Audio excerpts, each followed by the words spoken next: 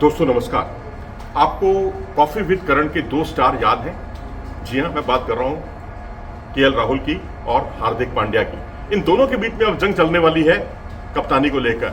जी हाँ, अगले हफ्ते जो है टीम का ऐलान होने वाला है श्रीलंका दौरे के लिए, जहां भारतीय क्रिकेट टीम ने 3 T20 और 3 वनडे मुकाबले खेलने हैं।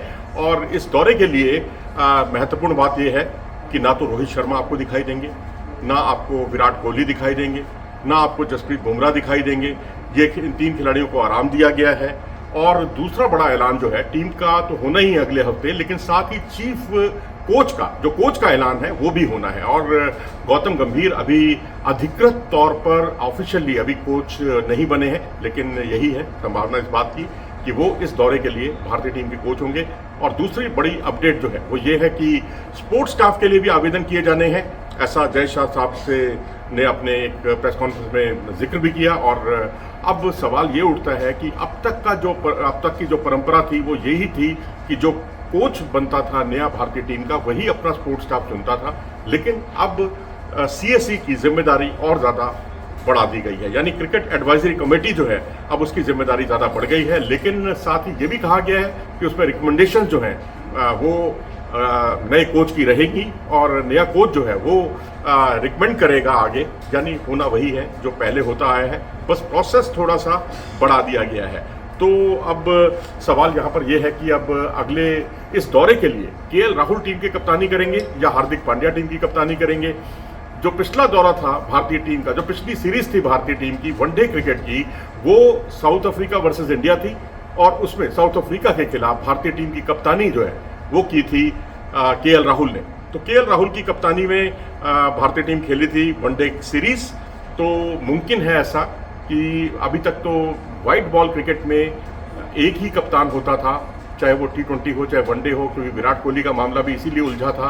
वो एक फॉर्मेट में कप्तानी करना चाहते थे, लेकिन तब के तत्कालीन कप्तान सौरभ गांगुली ने ये कहकर पाक साफ कर दिया था कि हमारे यहाँ ये परंपरा नहीं है।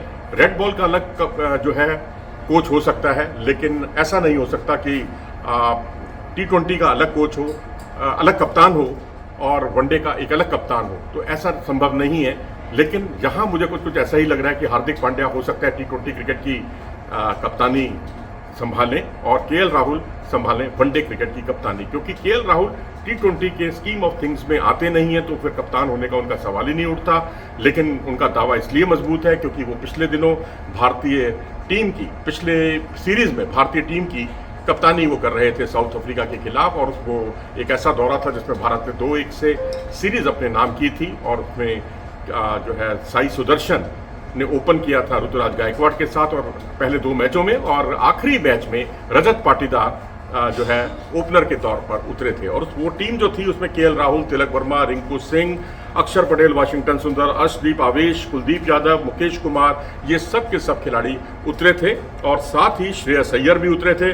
और श्रेयस अय्यर अब बहुत मुमकिन है कि टीम में वापसी करने वाले हैं। वनडे क्रिकेट में तो एटलीस्ट वो वापसी करेंगे, उनका दावा बनता भी है। तो ऐसी स्थिति में अब बहुत कुछ इंतजार इस बात को लेकर है कि नया कप्तान कौन होगा। अगले हफ्ते इस पूरे सीन से पर्दा हट जाएगा और उसमें आपको नया कप्तान भी पता चलेगा, टीम क्या होगी वो भी पता चलेगी और कोच कौन होगा वो भी पता चलेगा। अपनी राय दें इस बारे में कमेंट सेक्शन में जाकर। नमस्कार।